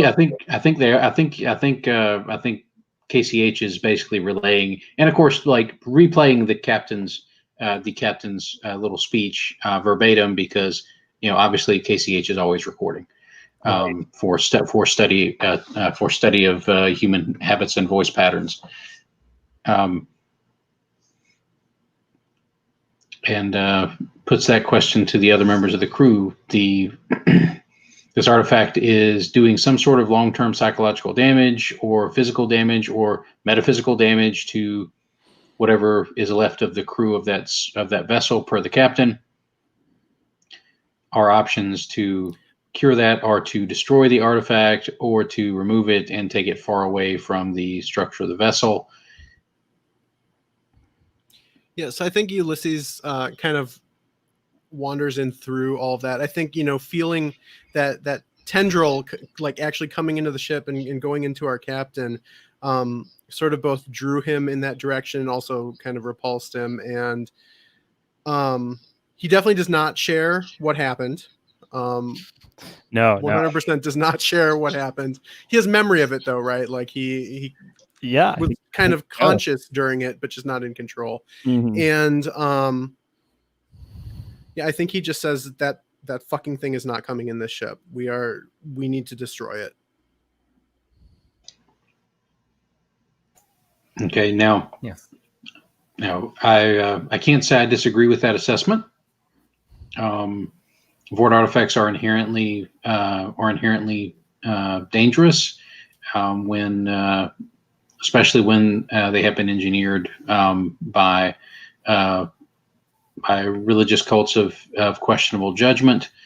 So the other question is, how do we want to destroy it? Other than what I have relayed to you, I'm not fully aware of the complete nature of the artifact. Like, I know it is something that the Starbreaker cult created, it seemingly, or at least possibly contained. But I don't know how exactly the destruction should work. Should we destroy the entire ship itself and hope that destroys the artifact? Should we try and get the artifact out of the ship and destroy the artifact separately outside the structure of the ship in order to be sure it's destroyed? The agony that those people are going through, they'll feel the pain if we destroy the ship. We need to move it from there to destroy it. And I think I might have just the thing, and kind of points back at the crate where the big ass weapon is. Mm-hmm. So we're going into that blasted wreck. Okay, well, we better gear up then, darlings. Well, someone will need to remain with the ship, and I'm not sure what the status of the captain is after that latest episode.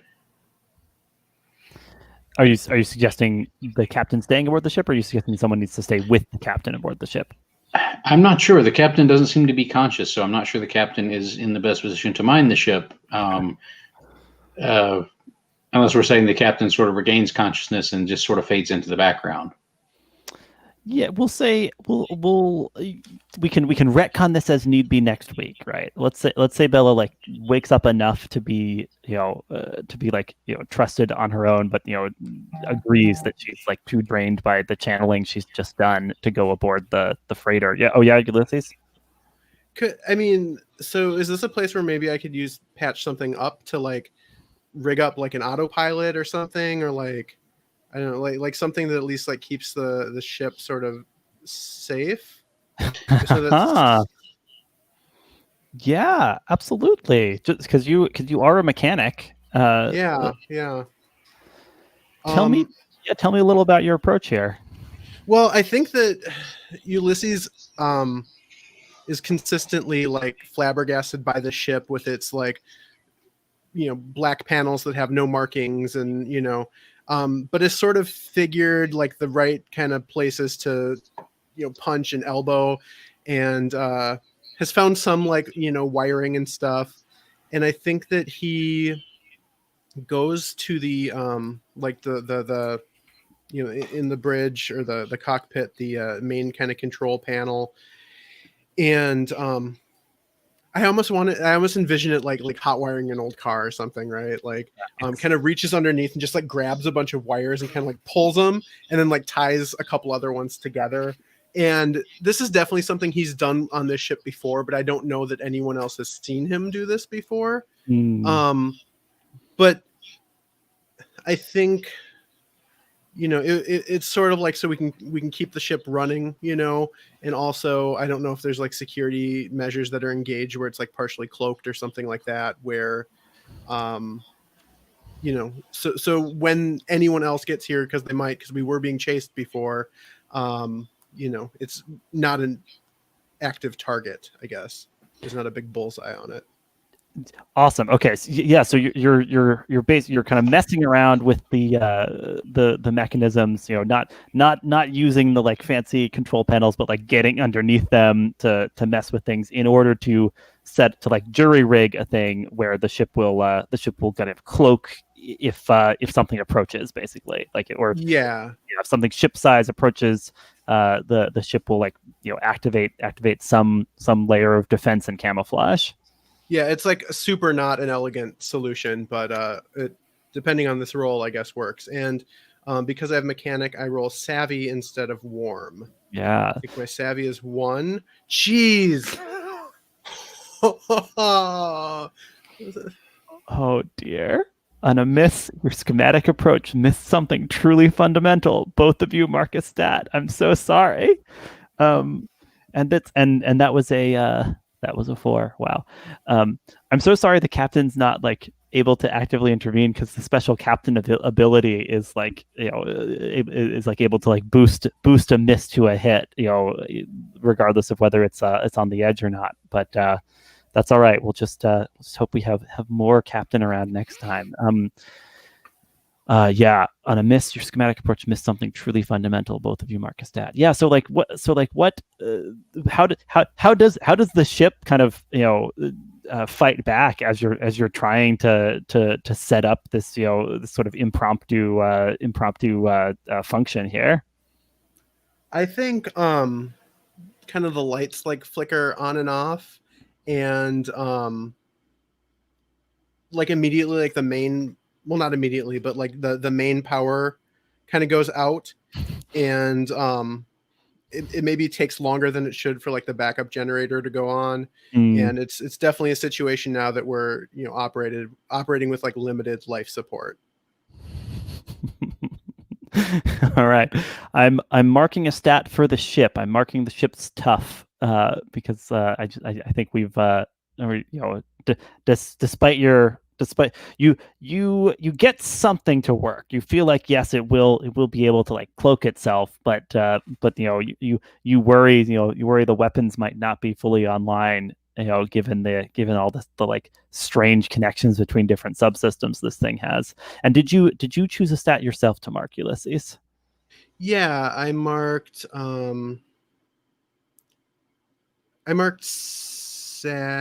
strange. I think just because this whole ship is confounding to me. Mm-hmm. Yeah, and I think I had like intended to kind of like route power from one thing to another and just mess that up real bad. Nice. There's a sound, Rana, you hear it. It's like a ting sound, like someone's just throwing rocks at the ship. And so if you approach the like window on the side you're hearing the sound from, you see there's like 3 like scrappy figures on little like hover bikes who are also like parked here on this bit of Acheron 73, and like the lead figure is like picking up a rock to like throw another rock at your ship. What do you do?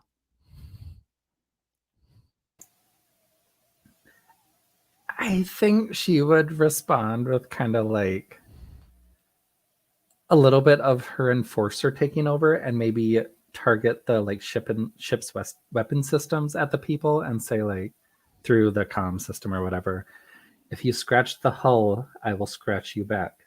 Oh, trying to get the rebel in line. Okay, I see. Yeah, what do you're bringing the weapons to bear. That definitely gets their attention. Let's play this out just a little bit, just to get a sense of what exactly you're enforcing them to do, right? Like, so I think like you hear just like calling from outside. Yeah, we'll say there's a little atmosphere around this bit of planetoid that allows people to talk back and forth. Sure, calling from outside. The lead person of this group says, "Oi, no need for that. We were just gonna offer our services as guides. You're gonna want to employ us because the last group that went poking around, they got eaten. They got eaten by the dead people aboard, and you want our help if you're gonna be looking around for stuff." And Orana kind of like backs away from the window so they can't see her and looks back at people and kind of mouths like guides, and then goes over comms. I'm listening. Why don't you come to the back hatch and we'll talk fees? There we go. I knew you'd be reasonable. The like trio of bikes, sputters to life. They're clearly themselves like patched together devices, right? And they make the short hop over to the back hatch of the ship. And she'll kind of power down the guns and say to the group, like, what do we think of these people? Do we need their services, or do we just strap up and go in? We do not need their services. However, leaving them to their own devices while we depart our ship and go over to this obviously dangerous Hulk is also probably not advisable. Perhaps employing them as a means of simply distracting them from interfering with the ship while we do our investigation and retrieval. Can I just raise the point that they might not actually be operating in good faith here? We definitely should not let them in our ship at all, right? And I think as you're saying that, Orana's kind of pulling out like her backup pistol that she kind of always keeps with her and like making sure it's armed. And she's like, oh yeah, Darwin, that's not a bad idea. Kind of like holsters it. Would you like to come with me? Make sure I have a wingman. Yeah.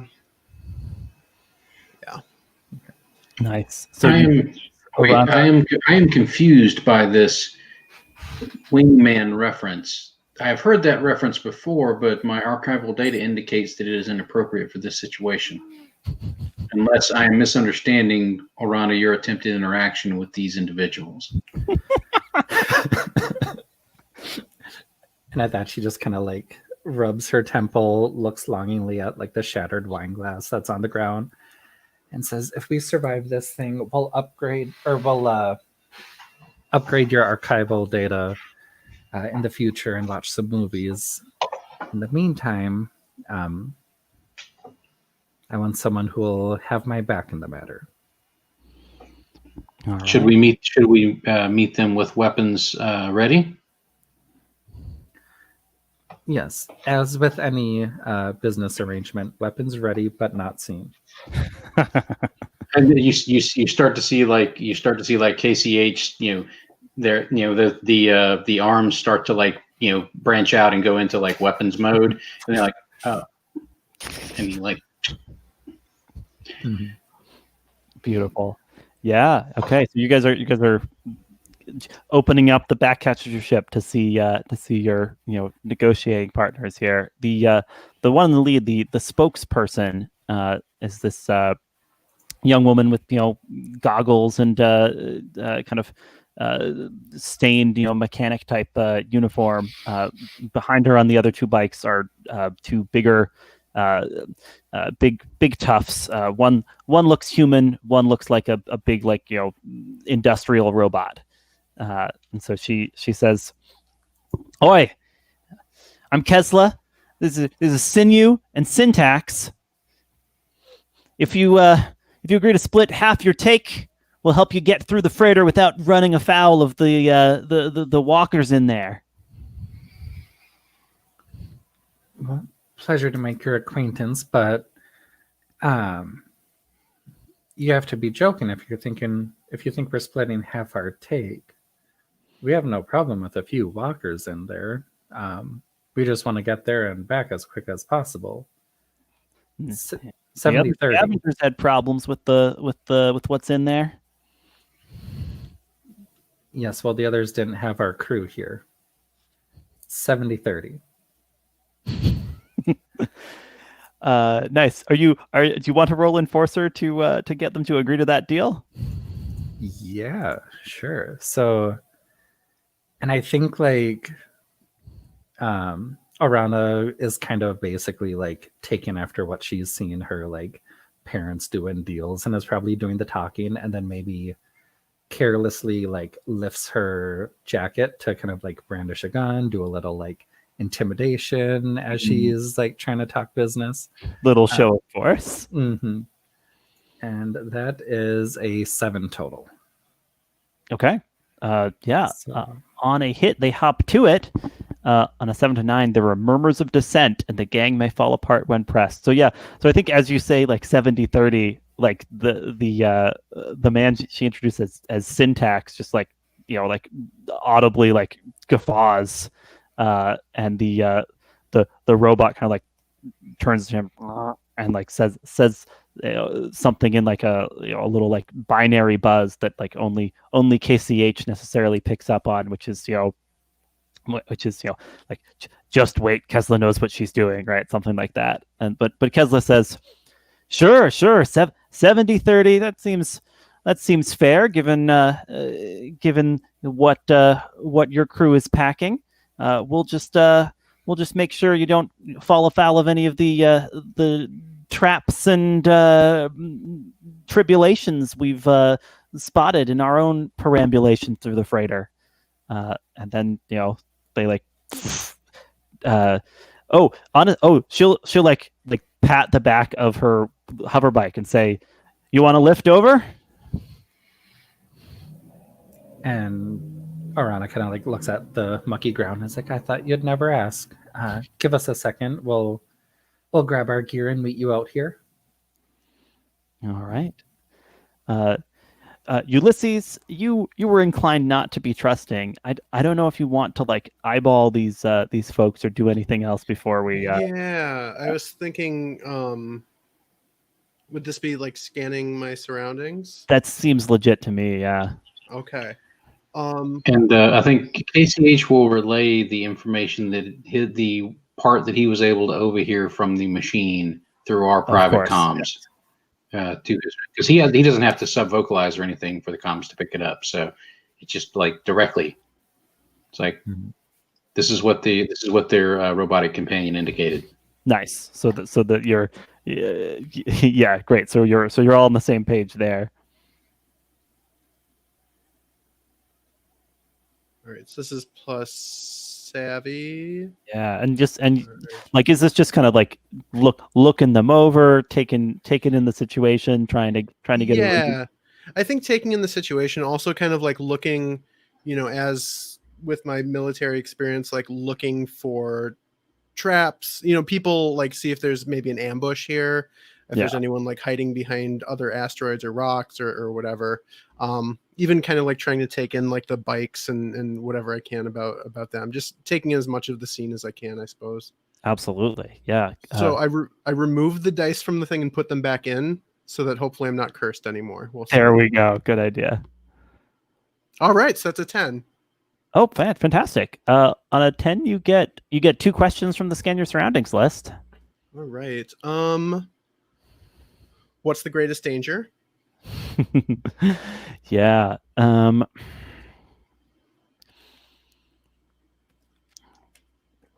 They've all got kind of small arms, your basic blasters visible, but you've during the war you encountered military robots of the same model as this syntax individual, so there's anti-aircraft or anti-spacecraft weaponry like built into him that can like come out when the occasion arises. So that's a weapon that's not not otherwise visible, that may be good to keep an eye out for. Okay. And where's my biggest opportunity? Tell me a little more, like what sort of opportunity are you most interested in? I think to keep the upper hand over these folks, to make sure that, they're not, if they get they make the decision that they want to cut and run, or they want to try to, get one over on us, that I, to be prepared, like, what's my best opportunity to like be prepared for that? Yeah. The bikes are totally cobbled together. As an experienced mechanic, you could easily sabotage them, or even like if you got a moment, without them really not paying attention, rig up some kind of a remote thing to like disable them at your command.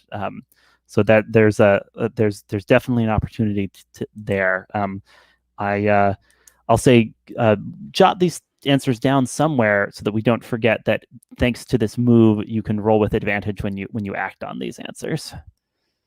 We are we're coming up on the end of our time. If it's all right with folks, I might wrap up on like a last couple shots as we see the crew starting to head in. Sounds like at least Orana has accepted the invitation to ride aboard your guide's hover bikes. KCH-22, are you following suit? I think we've probably got our own like small access vehicles. Sure. So KCH is riding one of them. He has his own set of thrusters that he could make use of, but he has decided to keep those under wraps until necessary, because as a prototype, there is no other model that people could know about that could display the various attachments and subsystems that he has. So he doesn't feel the need to advertise those systems to anyone until it's absolutely necessary to do so. So he rides one of our little basically short range vehicles. Ulysses, what's our kind of last shot of you as the crew is entering this freighter you have such foreboding about? Yeah. I mean, I think clearly I grabbed the crazy weapon. The crate with that in it, absolutely. And I think when everybody's kind of deciding where to ride, I kind of look from the bikes to our little cart, and I think I hop on the back of the bike being driven by Syntax, and I'm kind of like getting a feel for for the bikes and maybe what I might be able to do to them. And I think I just kind of see like the sort of scene like it'd be like a before cutting to commercial kind of thing of Ulysses just kind of like looking and kind of taking things in, and and then probably seeing one of these walkers. Yeah, absolutely. Like, so we catch like in like one of the spaceports of the freighter, we see like kind of like lurching, but like lurching by in like a spacesuit, right? This figure kind of walks, and there's just like that wispy energy that you'd seen before is just like clearly like circling around it, like it's kind of being animated by that. Absolutely. And then I think the last thing we see, back aboard the ship, Bela is recovering and waiting. And then there's like a ping on some kind of computer, letting you know of incoming vessels, and she swivels around to watch it, and what we see is a bunch, several of these like scavenge crews are there, and then like suddenly like dropping out of hyperspace around them are these these ships that look more like the Void Weaver itself, and just like for in like mere seconds, the like scavenge crews are destroyed, right? Like they're just like bits of ship now like floating away, just torn to pieces as these Starbreaker vessels suddenly are arriving. And we'll leave that as a little pin of things still to come in Plutonian Shore. Thank you all for playing tonight. Oh, real quick, did we feel like we triggered any other kind of like significant moments among crew members that should get acknowledged with trust or attention tokens? KCH, you should have one from Orana, yeah? I thought I did. Hold on. Let me go back to that tab again. You list. I feel like you have tension with the ship, given how your patching it up went down.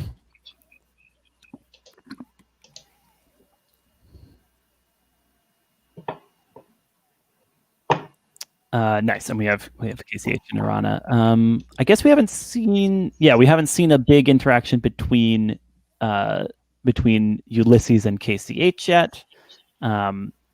And we'll leave working things out with Bela till hopefully when Leah's more available for working that out. All right, cool. But we've got some. And honestly, you know what? I'm up to give KCH a trust token from the ship because you were the one person that you were the person in this trio who was having a pretty like positive relationship with the ship during the session, and able to like navigate it pretty smoothly even into this dangerous territory, at least as far as you and the ship could tell. Cool. All right. Then I'll go ahead and say we're wrapping for this evening, but I'll see everyone back here next week, same time, same station, for more adventures of Plutonian Shore, Crew of Scoundrels. For anyone watching along, thanks for joining. Stay safe out there, and good night.